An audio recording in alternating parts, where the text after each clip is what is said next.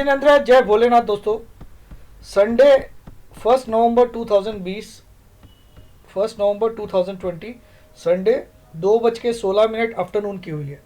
अभी 2:16 हो गई है आफ्टरनून की, 2:16 PM afternoon, and it's Sunday and it's 1 नवंबर 2020। 1 नवंबर आज, नवंबर की पहली तारीख है और 2020। तो सबसे पहले हम लोग आज का टॉपिक क्या है वो देखते हैं, उसके बाद हम लोग डिस्क्लेमर देखेंगे। Nifty and bank Nifty analysed for 2 November 2020 and days to come after. मतलब इसको हिंदी में अनुवाद करता हूँ, निफ्टी और बैंक निफ्टी को हमने टेक्निकली एनालाइज किया ताकि हम बता सकें कि 2 नवंबर में क्या क्या संभावनाएं हैं और उसके बाद के आने वाले दिनों में क्या क्या हो सकता है। चलिए सबसे पहले हम लोग डिस्क्लेमर देखते हैं। डिस्क्लेमर मेरे हर वीडियो के डिस्क्रिप्शन बॉक्स में बिलो द टाइटल लिखा हुआ रहता है, इसको पढ़ना अनिवार्य है, मैंडेटरी है। Without reading this please don't watch my videos. इसको पढ़े बिना मेरा वीडियो मत देखिए प्लीज़, इसको हमेशा पढ़ना मैंडेटरी है। तो ये आप पढ़ लीजिए। अब मैं आज के टॉपिक का कोशिश करता हूँ टेक्निकली। तो अब सबसे इम्पोर्टेंट क्या है, सबसे इम्पोर्टेंट कल का दिन है। कल का दिन market after 2 days of holiday, Saturday and Sunday including today, तो कल खुलेगा। और उसके बाद एक बहुत बड़ा नेक्स्ट वीक में बहुत सारे इवेंट लाइंड अप है। जैसे मार्केट को सबसे पहले कल रिलायंस के रिजल्ट पे रिएक्ट करना है। पॉइंट नंबर 1, रिलायंस का जो रिजल्ट आ चुका है फ्राइडे को आफ्टर मार्केट, तो उस पर कल मार्केट रिएक्ट करेगा। और अच्छा करेगा बुरा करेगा ये आई डोंट नो, बिकॉज इसके जानकार बहुत लोग अपने अपने वीडियो बना चुके हैं। किसी को रिजल्ट अच्छा लगा, किसी को बुरा लगा, बट मैं अपना टेक्निकल जानता हूँ, उसके बारे में मैं ज़रूर टेक्निकली चर्चा करूँगा। बट आई वॉन्ट फोकस कि रिजल्ट में क्या अच्छा है क्या बुरा है। वो मुझसे ज़्यादा ज्ञानी लोग ऑलरेडी वीडियोस बना चुके हैं। कुछ लोगों को रिजल्ट अच्छा लग रहा है, कुछ लोगों को ख़राब लग रहा है। That I don't care at all until unless मेरे लेवल्स इंटैक्ट है। ठीक है, फिर आ जाइए।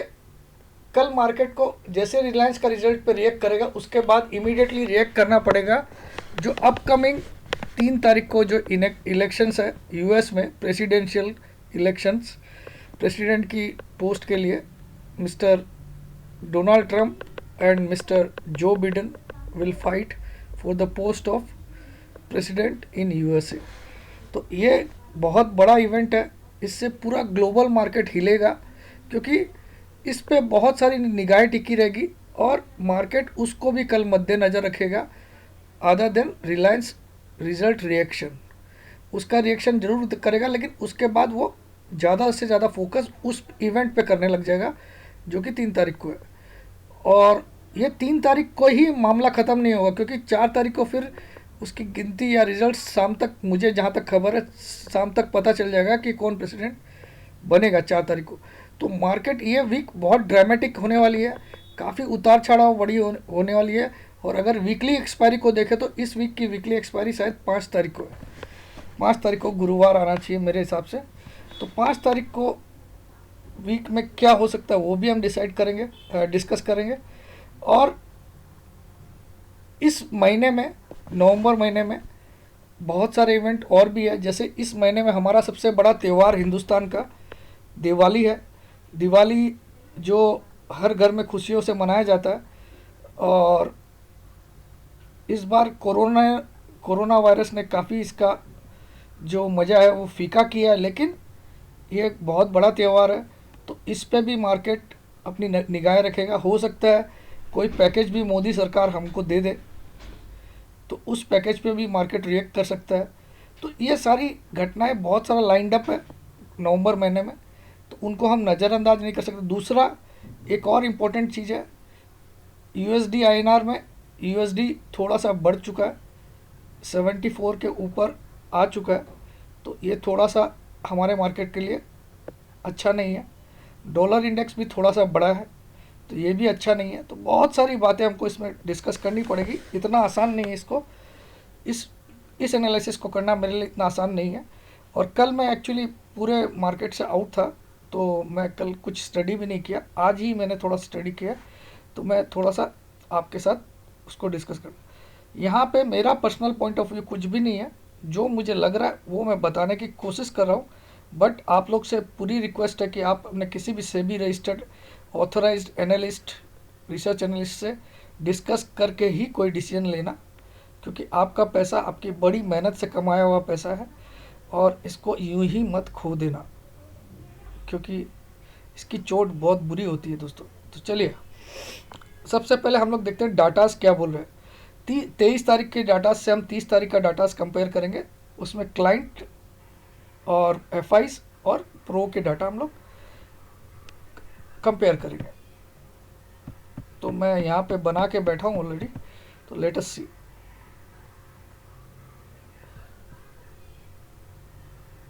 ये देखिए आपके सामने 23 और 30 तारीख के डाटास दोनों हैं। तो मैं थोड़ा सा आपको इसको दिखा देता हूँ।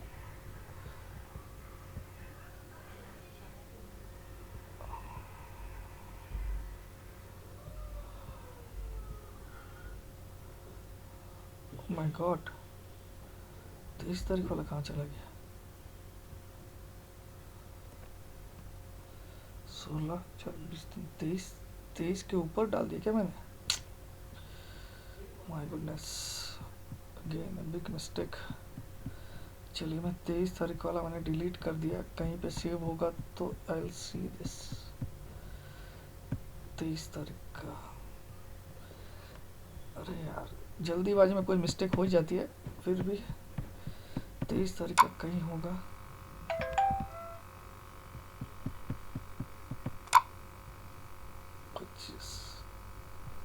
अगर होगा तो कॉपी मार लेता हूँ उसमें। My goodness,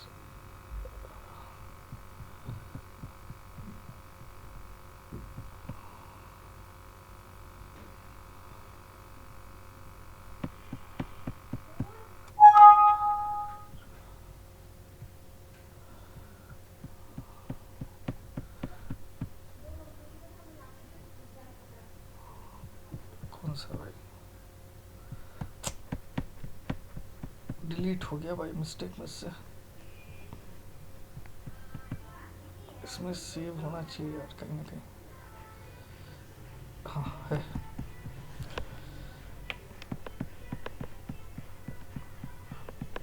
thank God.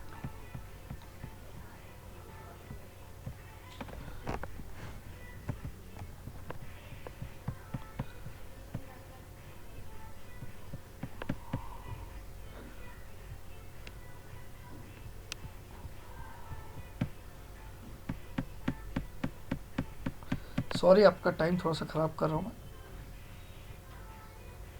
ये क्या हो गया यार?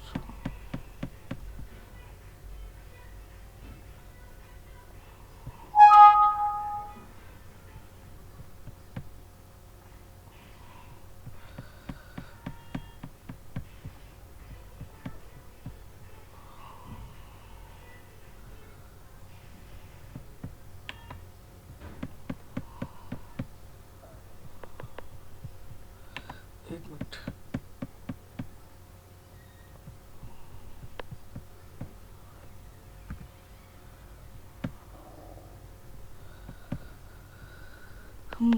थोड़ा सा गड़बड़ा गया मामला।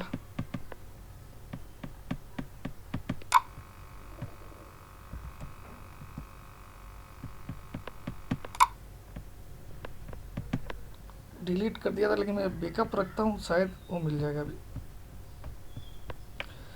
ये डाटा कंपेयर करना बहुत ज़रूरी है, इसीलिए मैं सॉरी आपका टाइम ख़राब कर रहा हूँ। तो आप लोग थोड़ा देर के लिए स्किप भी कर सकते हो, मैं बुरा नहीं मानूंगा। अब इसको मैं वहाँ पे कॉपी कर दूंगा, तो ये क्लियर कट अब आ जाएगा।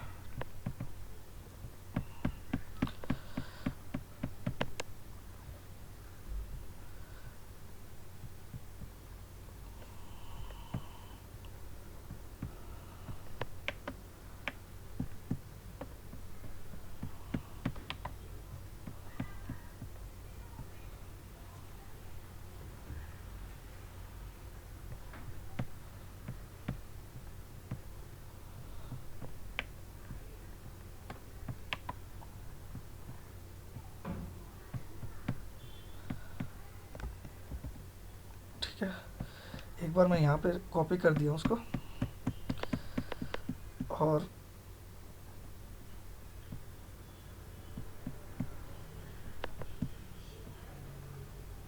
इसको मैं बंद कर देता हूँ। ये खुल गया।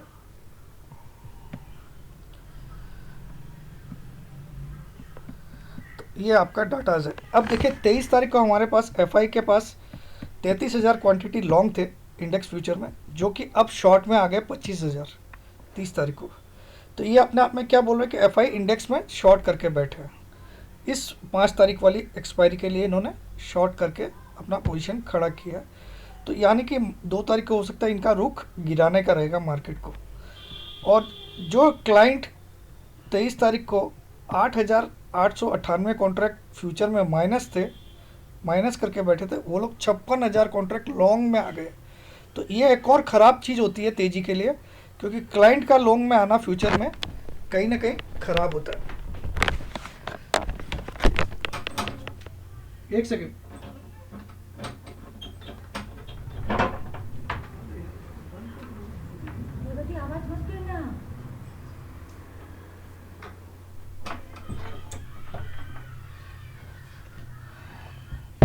तो क्लाइंट का लॉन्ग में आना खराब है, एक सूचक है कि एफआई कहीं ना कहीं मंदी लाएंगे। ये एक अच्छी बात नहीं है। दूसरा, प्रो जो 23 तारीख को प्लस में थे 12,000 कॉन्ट्रैक्ट इंडेक्स फ्यूचर में, वो भी नेट शॉर्ट में आ गए 2,000 कॉन्ट्रैक्ट। तो एफआई और प्रो दोनों 25,000 कॉन्ट्रैक्ट एफआई शॉर्ट में, 2,000 कॉन्ट्रैक्ट प्रो शॉर्ट में 30 तारीख वाली में, और 56,000 या 57,000 राउंड फिगर में आप बोल सकते हो क्लाइंट यानी कि रिटेलर्स लॉन्ग में। तो ये अपने आप में बोलता है कि मार्केट ऊपर जाने की शक्ति कम रखता है। इसको देखते हुए अभी फ़िलहाल हम ये आइडिया लगा सकते हैं कि इंडेक्स फ्यूचर में टोटली क्लाइंट लोगों ने प्लस की पोजीशन बनाई है, जबकि एफआई और प्रो ने माइनस करके बैठे हैं। जबकि पिछले वीक में एफआई के पास 33,000 कॉन्ट्रैक्ट 34,000 कॉन्ट्रैक्ट लगभग लॉन्ग थे, वहाँ से ये लोग 25,000 माइनस में आ गए। यानी कि एक तरह से स्विच किया जाए तो अगर आप देखो तो ये लोग लगभग 58,000 कॉन्ट्रैक्ट को शॉर्ट किए इस वीक में, तब जाके ये पोजीशन आई है। और क्लाइंट जो थे वो पिछली वीक में 23 तारीख वाली वीक में 9,000 कॉन्ट्रैक्ट शॉर्ट में थे, तो इन्होंने 64,000 कॉन्ट्रैक्ट लॉन्ग किए, तब जाके ये 56,000 कॉन्ट्रैक्ट लॉन्ग में आ गए। और प्रो ने भी 14,000 कॉन्ट्रैक्ट को 15,000 कॉन्ट्रैक्ट को शॉर्ट किया होगा, तब जाके ये लोग 2,000 शॉर्ट में आए। तो ये अच्छी कंडीशन नहीं है, तेज़ी नहीं बता रहे। अब आ जाते हैं स्टॉक फ्यूचर। ये बहुत इंपॉर्टेंट कॉन्सेप्ट है, खाली इतना सुन के आप डिसीजन मत लीजिए। यहाँ पे देखिए एफआई के पिछले वीक तक क्या कॉन्ट्रैक्ट थे 1,47,000, वो बढ़ के 2,42,766 कॉन्ट्रैक्ट हो गए। ये अपने आप में एक चमत्कार है कि लगभग 1 लाख कॉन्ट्रैक्ट 95,000 कॉन्ट्रैक्ट एफआई ने स्टॉक फ्यूचर में बढ़ाए हैं, वो भी एक वीक के अंदर। तो मुझे एक चीज़ का सवाल का जवाब देना, अगर मैं मंदी कर रहा हूँ, जो कि मुझे मेरा इंडेक्स फ्यूचर का पोजीशन आपको दिखा रहा है, तो मैं स्टॉक फ्यूचर को क्यों बढ़ाऊंगा?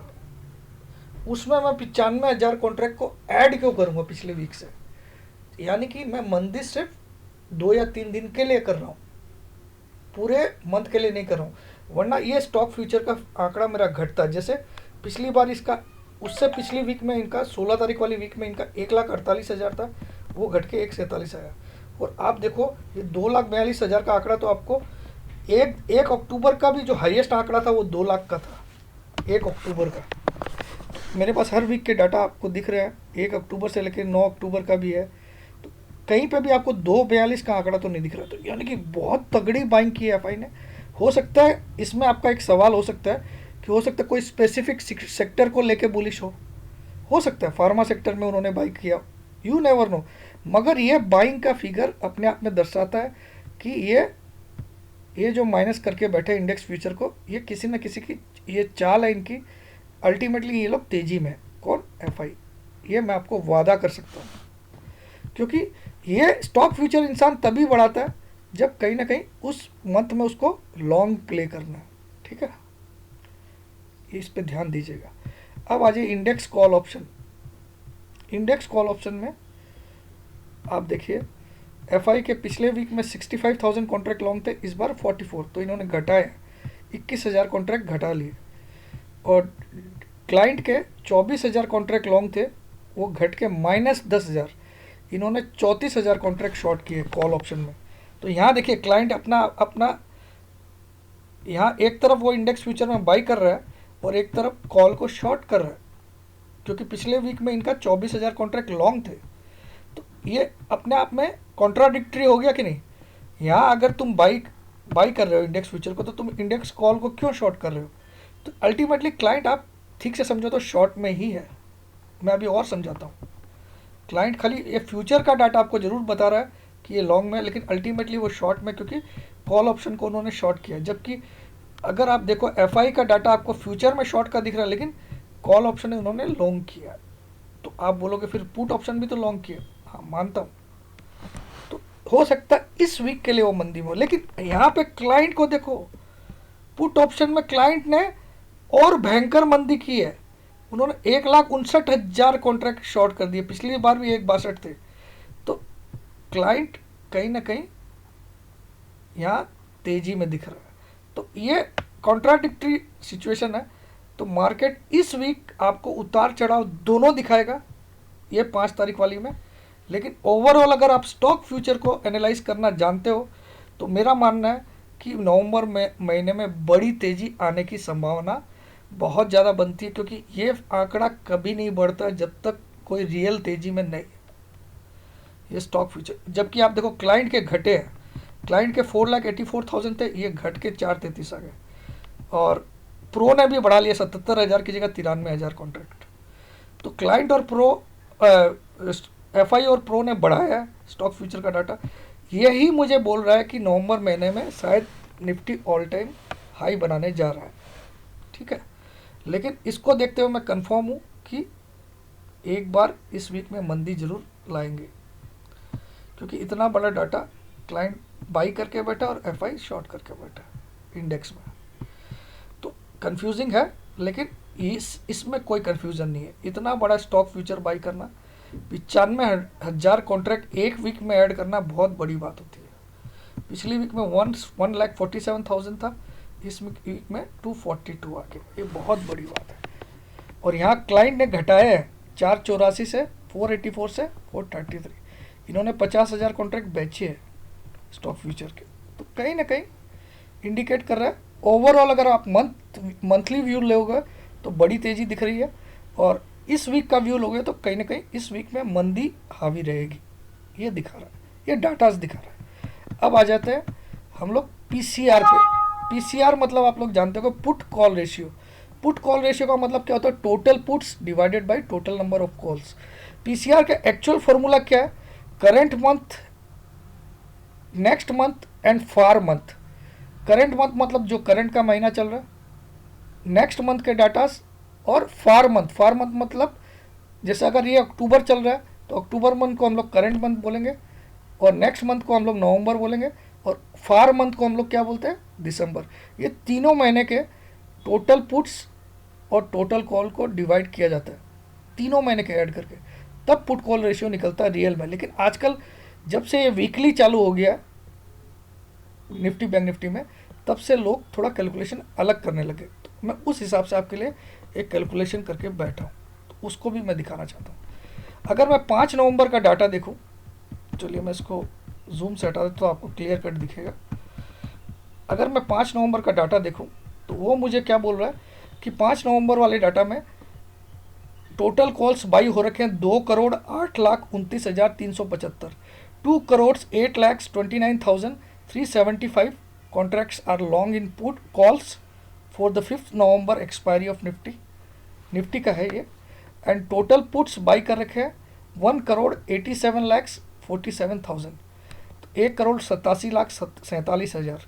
तो इसमें अगर पुट कॉल रेशियो निकालना हो तो मुझे क्या करना पड़ता है, total puts divided by total calls.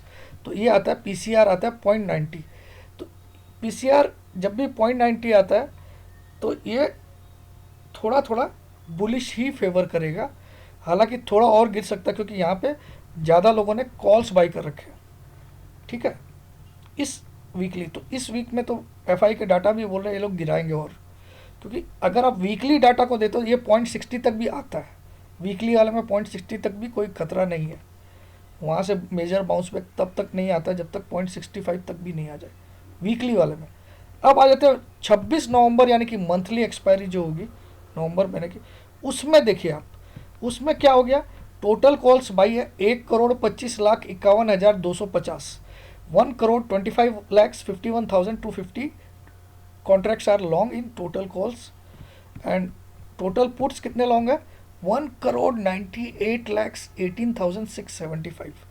तो अगर मैं इस टोटल पुट को टोटल कॉल से डिवाइड करूं तो यहाँ पीसीआर आ रहा है 1.58, ये काफ़ी ज़्यादा बड़ा पीसीआर आ रहा है। यहाँ पे पुट काफ़ी लोग बाई करके बैठे हैं, यानी कि नवंबर महीने में बहुत लोगों ऑलरेडी मंदी करके बैठे हैं, उनको लगता है बाजार एक धराशायी होगा नवंबर महीने। अगर इस वीक की बात की जाए तो इस वीक में तो कॉल ज़्यादा बाई करके बैठे हैं, तो यहाँ 0.90 आ गया पीसीआर, लेकिन यहाँ 1.58, यानी नवंबर महीने में लोगों को लगता है कि एक बड़ी मंदी आ सकती है, उस एंटिसिपेशन में लोग पुट ज़्यादा बाई करके बैठे हैं, 1,98,00,000 कॉन्ट्रैक्ट, जबकि कॉल सिर्फ 1,25,00,000।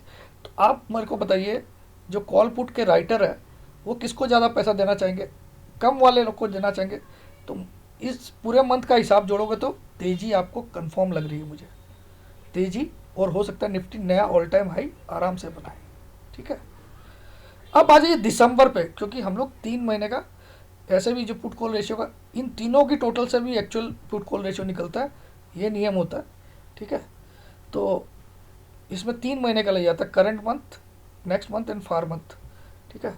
तो अब 31 दिसंबर को अगर आप जोड़ोगे तो वो क्या आ रहा है, कॉल टोटल बाई कर रखे हैं 66,65,400 कॉन्ट्रैक्ट्स ओनली, 66,65,400 कॉन्ट्रैक्ट बाई है, जबकि पुट कितना बाई है, 1,54,18,125, और इसका पीसीआर आ रहा है 2.31। अगर ये पीसीआर इस महीने का होता तो अभी मार्केट धराशायी गिरता था, क्योंकि पीसीआर जो मंथली पीसीआर है, मंथली वाला पीसीआर है, 1 मंथ का जो पीसीआर है मंथली एक्सपायरी का, वो ज़्यादा से ज़्यादा 1.80 1.90 तक ही टिकता है, और 3 महीने वाला जो एक्चुअल पीसीआर होता है वो तो 1.70 पे ही हाईली ओवरबॉट हो जाता है, फिर वो गिरता ही गिरता है, करेक्शन आता ही है उसमें, ठीक है। और मंथ और 3 महीने वाला जो पीसीआर होता है, जो moneycontrol.com में आपको दिखाते हैं, वो 0.70 पे हाईली ओवरसोल्ड हो जाता है, वहाँ से एक बाउंस बैक कन्फर्म हो जाता है। लेकिन ये आपको 1 मंथ का है, दिसंबर मंथ जो कि अभी तक आया ही नहीं, काफ़ी टाइम बाकी है, उसमें ऑलरेडी इतने पुट्स बाई हो रखे हैं, more than double. Call 66 lakh है और पुट तो लोग तो पूरा मंदी दिल खोल के करके बैठे हैं, लोगों को 8-9 हज़ार के टारगेट्स भी दिख रहे हैं, मुझे ऐसा लगता है। तो मार्केट दिसंबर तक शायद ही गिरेगा, ऐसा मेरा मानना है। इस वीक में ज़रूर गिरावट ला सकता है, क्योंकि इवेंट है परसों, तो वो वॉलेटिलिटी हाई रहेगी, इसको आपको मत दे। लेकिन यहाँ पे मेरा मानना है कॉल वालों को पैसा देगा ये ऑपरेटर, ऐसा मेरा मानना है, ठीक है। मगर आपको मैंने एक रिक्वेस्ट किया, आप अपने किसी जानकार सेबी रजिस्टर्ड एनालिस्ट से पूछताछ करके ही डिसीजन लीजिएगा। तो ये मेरा एक काम था आपको बताने का, ये मैंने बताया। थोड़ा सा आपका शुरू में वीडियो में मेरी फाइल के कारण से गलती हो गई थी, तो उसके लिए क्षमा चाहता हूँ। अब आ जाता हूँ मैं चार्ट पे। सबसे पहले मैं रिलायंस की बात कर लूँ ताकि ज़्यादा अच्छा हो जाएगा, क्योंकि बहुत लोग रिलायंस को लेके भी बहुत चिंतित है क्या होगा क्या नहीं। तो सबसे पहले मैं रिलायंस का चार्ट आपके लिए डिस्कस कर देता हूँ, फिर मैं बाकी के चार्ट्स डिस्कस कर दूँगा।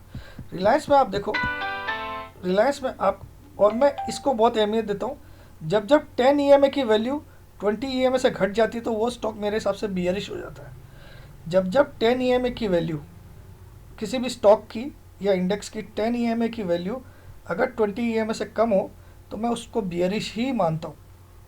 तो रिलायंस मेरे हिसाब से बियरिश है, लेकिन यहाँ गैप काफ़ी बढ़ गया है 2081 और 2127, और फ्राइडे को पहली बार हुआ था कि higher low and higher high बनाया उसने आफ्टर ए लॉन्ग टाइम। देखो आप यहाँ पे, यहाँ से रिलायंस ने गिरावट चालू की थी 15 अक्टूबर से, ये 2300 के स्तर से 2290 का ओपनिंग हाई बना के गिरना स्टार्ट हो गया। अब देखो यहाँ पे lower high and lower low next day, यहाँ पे भी लोअर हाई एंड लोअर लो, ये कंटिन्यू इस पैटर्न को मेंटेन किया, लोअर हाई एंड लोअर लो को, और ये थर्सडे तक ऐसा ही चल रहा था, लोअर हाई एंड लोअर लो, ठीक है।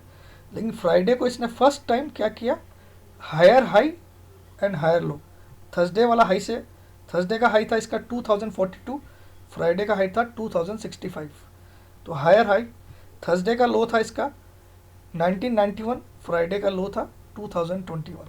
तो यहाँ एक टर्न अराउंड सिग्नल दिया है टेक्निकल भाषा में, पहली बात। ऑल्दो जब तक 10 EMA की वैल्यू 20 EMA के ऊपर नहीं आती है तब तक मैं उस काउंटर में ओवरऑल बुलिश नहीं होता हूँ। ये आज आपको मैं एक सिंपल टेक्निक, इससे आप ज़िंदगी भर पैसा कमाओगे, मेरा इस टेक्निक को सीख जाइए, जीवन में कुछ नहीं करना पड़ेगा आपको। जिसकी भी वैल्यू 10 EMA की 20 से ऊपर है उसमें तब तक शॉर्ट मत करिए जब तक 10 EMA की वैल्यू 20 से कम नहीं हो जाए, ठीक है। तो आपको एग्जांपल दिखाता हूँ, यहाँ पे देखिए, यहाँ पे देखिए ये बैंगनी कलर इसका 10 EMA का है, ठीक है, और ग्रीन कलर 20। तो यहाँ देखिए, यहाँ रिलायंस ने फर्स्ट टाइम 10 EMA ने 20 EMA को तोड़ा, नीचे आया, तो यहाँ पे भी आप शॉर्ट लेते तो 2232 का भाव था और ये नीचे आ गया 1991 तक।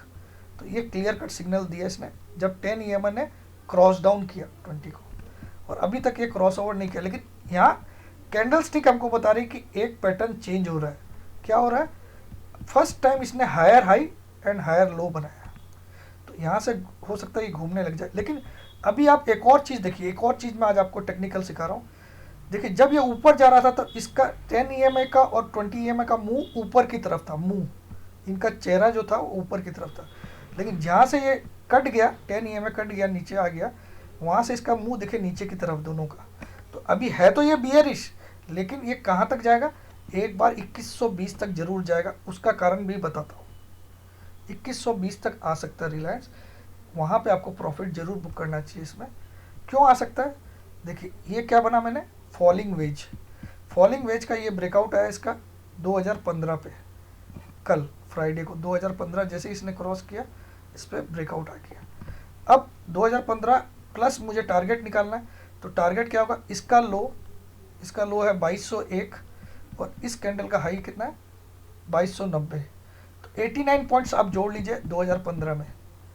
2015 में 89 पॉइंट्स, लगभग 2110 तो रिलायंस एक बार जरूर जाएगा, क्योंकि ये फॉलिंग वेज बना है, फॉलिंग वेज का ब्रेकआउट है। तो 2110 तक का मेरा टारगेट है रिलायंस का, हो सकता है कल ही दिखा दे 2110 तक का। कल की क्लोजिंग क्या है 2054, और ऐसे भी देखा जाए तो इसकी 20 EMA की वैल्यू 2127 है, हो सकता है इसको छू के कल हाई बना के फिर वहाँ से गिरावट चालू करे। तो ये हो गया रिलायंस का एनालिसिस। अब आ जाइए निफ्टी पे। निफ्टी आपको सभी लोग बियरिश बोल रहे हैं, मैं किसी को कॉन्ट्राडिक्ट नहीं कर रहा हूँ, मैं अपना व्यू दे रहा हूँ। मेरा फ्लैग अभी भी जिंदा है, क्योंकि एक भी क्लोजिंग, फ्लैग के नीचे एक क्लोजिंग हो गई है, लेकिन मैंने बार बार सिखाया 2 क्लोजिंग होना जरूरी है। और दूसरा ब्रेकआउट लेवल जो 618 का था अभी तक जिंदा है, उसके नीचे की क्लोज एक बार भी नहीं है। ये ब्रेकआउट लेवल है 618, क्योंकि 618 से सितंबर महीना में गिरावट चालू हो गई थी। 618 का टॉप बनने के बाद ये बुरी तरह गिरा था और 10,790 तक लाया था इसने निफ्टी ने, और वहाँ से तेजी से 14 दिन में 12,000 पहुँच गया। 14 दिन में 1200 पॉइंट बढ़ के 12,000 पहुँच गया 14 ट्रेडिंग डेज में। और उसके बाद इसने साइडवेज मूवमेंट किया, क्योंकि जब भी एक ट्रेंड बनता है अप ट्रेंड, उसके बाद साइडवेज होना मार्केट के लिए अच्छा होता है फर्दर अप ट्रेंड के लिए। और फ्लैग में जनरली मैंने ब्रेकआउट ही देखा, फ्लैग में बहुत कम होता है कि ब्रेकडाउन आए, क्योंकि इन्वर्टेड फ्लैग होता है, जो उल्टा फ्लैग होता है उसमें ब्रेकडाउन ज़्यादातर आता है, फ्लैग में ब्रेकआउट ही आता है। तो मेरा टारगेट 12,025 को मार्केट, मुझे ऐसा लगता है इस चार्ट को देखते हुए डेफिनेटली आने वाले 7 या 8 ट्रेडिंग डेज में 12,018 को मार्केट डेफिनेटली तोड़ेगा, ऐसा मेरा मानना है। भले ही कल कुछ मंदी भी दिखा दे, लेकिन फिर भी जब तक इस लाइन के नीचे 618 के नीचे ये जो ब्रेकआउट लेवल, इसके नीचे की 2 कंसेक्यूटिव क्लोजिंग नहीं आती है, तब तक मेरा मानना है मार्केट पहले 12,030 को तोड़ेगा, ये मेरा मानना है। आई मे बी रॉन्ग। अब इसकी 10-20 EMA देखिए आप, इसकी 10 EMA अभी भी 20 EMA से ऊपर है। इसकी 10 EMA की वैल्यू 767 है, 767, और जबकि रिलायंस में उल्टा है, आप देख सकते हो। ठीक है, रिलायंस में 10 EMA की वैल्यू कम हो गई। ठीक है, इसको भी आप मद्देनजर, ये टेक्निक आपको ज़िंदगी भर काम आएगी, इसको चेक कर लीजिए, क्रॉस चेक कर लीजिए।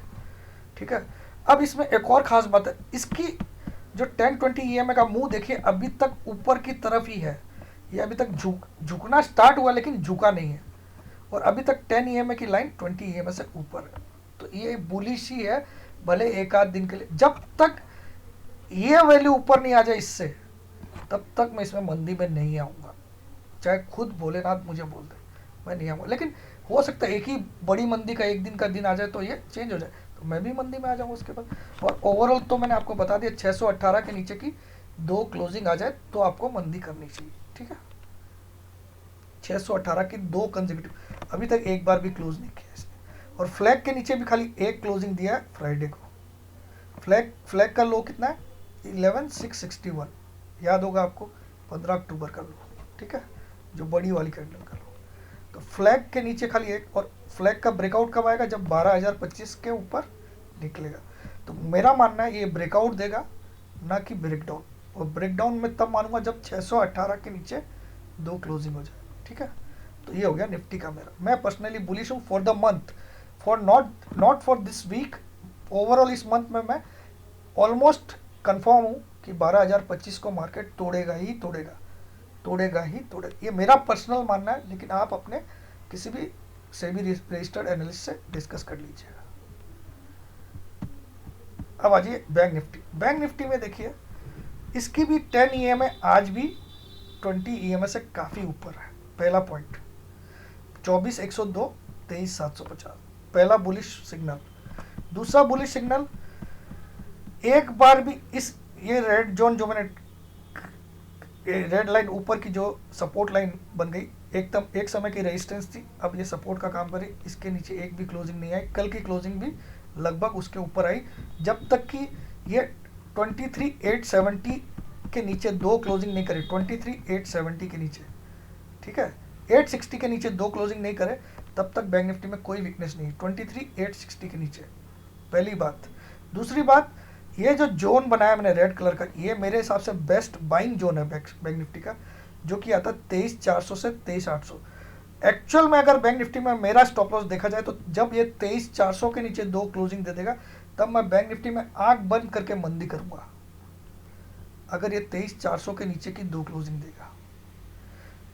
हालांकि मैं आप लोग के लिए और शॉर्ट कर दिया इसको, 23,860 के नीचे की 2 कंसेक्यूटिव क्लोजिंग आ जाए तो मंदी करिए, वरना बैंक निफ्टी भी मेरे हिसाब से बुलिश है। प्लस इसकी 10-20 EMA का मुंह देखिए अभी तक ऊपर की तरफ ही है, नीचे की तरफ नहीं आया। ये भी एक साइन होता है। देखिए जब मंदी आती तो दोनों का मुंह नीचे की तरफ आ जाता है। ठीक है, दोनों EMAs का, ये भी आपको एक टेक्निक सिखा दी। तो मुझे लगता है मैंने बहुत अच्छे से समझाया बैंक निफ्टी। तो मैं इस मंथ के लिए दोनों में सुपर बुलिश हूँ, खाली बुलिश नहीं हूँ, सुपर बुलिश हूँ। लेकिन इस वीक के लिए मैंने आपको अलग से समझा दिया। अब आ जाते हैं डॉलर इंडेक्स के चार्ट पे, US डॉलर इंडेक्स। इसमें भी आप देखिए एक खतरनाक चीज़ हो गई, इसमें फर्स्ट टाइम 10 EMA ने 20 EMA के ऊपर आ गया। ये देखिए इसमें 10 EMA की वैल्यू 20 EMA के ऊपर आ गई है। इसमें 10 EMA की वैल्यू आ रही है 73.96। तो अभी अभी क्रॉस ओवर किया इसने। कब क्रॉस ओवर किया इसने 21 तारीख को क्रॉस ओवर कर दिया 10 EMA ने। तो ये थोड़ा सा एक ख़राब सिग्नल है, लेकिन ये जब तक इस लाइन के ऊपर क्लोज नहीं करे, इस रेड लाइन के ऊपर, क्योंकि ये एक समय का सपोर्ट लेवल है। आप देखो, एक बार लो बना, 2 बार लो बना, 3 बार लो बना, 4 बार लो बना, 5 बार लो बना इधर। तो इसके ऊपर जब तक क्लोज नहीं कर, तब तक मैं पूरी तरह से बुलिश नहीं होऊंगा। किसमें, USD INR में। तो USD INR इस लाइन के अभी भी नीचे ही है, जो रेड लाइन है। तो ये जिस दिन 74.55 का क्लोजिंग दिया, जबकि ये लाइन जो है हमारी ये 74.60 की है। 74.60 के ऊपर ये क्लोज करना स्टार्ट कर दे तो थोड़ा सा आपको डरना चाहिए, क्योंकि जैसे जैसे USD की वैल्यू INR के अगेंस्ट में बढ़ेगी तो हमारे मार्केट के लिए अच्छी बात नहीं है। ये एक वीक सिग्नल है, लेकिन अभी तक इस लाइन के ऊपर क्लोजिंग देना स्टार्ट नहीं हुआ है। ऑल्दो 10 EMA ने ऑलरेडी काट दिया है, और काफ़ी दिन के बाद काटा है। देखिए यहाँ पे सेल सिग्नल दिया था 10 EMA ने, जो ब्लू लाइन है वो रेड लाइन के नीचे यहाँ पे आई थी। उसके बाद ये देखिए USD गिरते जा रहा है ना। तो ये 10 EMA वाली स्टडी, और देखिए यहाँ इसने फर्स्ट टाइम काटा था इस जगह, और यहाँ इसका लेवल था 71, यहाँ से कितना तेजी आई थी इसमें, देखिए, है ना। तो ये अपने आप में एक सिग्नल आपको सिखा दिया मैंने, बहुत काम की चीज़ है। 10-20 मैंने बहुत सारी पे रिसर्च किया, लेकिन 10-20 से बेटर मुझे कोई नहीं लगा, ठीक है। तो ये आपको एक वीक पॉइंट है मार्केट के लिए, लेकिन जब तक 74.60 के ऊपर 2 कंसेक्यूटिव क्लोज नहीं दे दे USD INR, तब तक हमारा मार्केट चिंता फ्री है। और अगर हम राउंड फिगर में माने तो 75 के नीचे जब तक है ये, तब तक हमको कोई खतरा नहीं है, ठीक है। अब आ जाता हूँ मैं एक और चार्ट पे, जो कि है डॉलर इंडेक्स का, उस पर भी देख लेते हैं।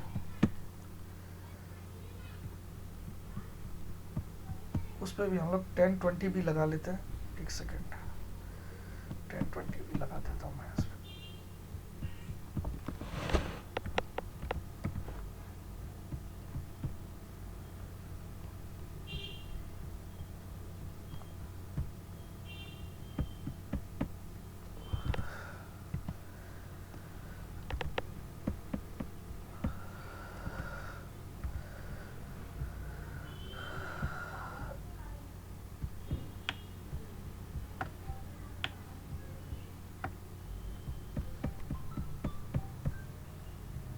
इसमें अभी भी आप देखो तो इसकी इतना बड़ी तेजी आने के बाद भी डॉलर इंडेक्स की 10 EMA अभी भी 0.4 नीचे है। 10 EMA की वैल्यू आ रही है 93.30 और 20 EMA की 93.34। तो अभी तक इसमें 10 EMA ने 20 EMA को क्रॉस ओवर नहीं किया।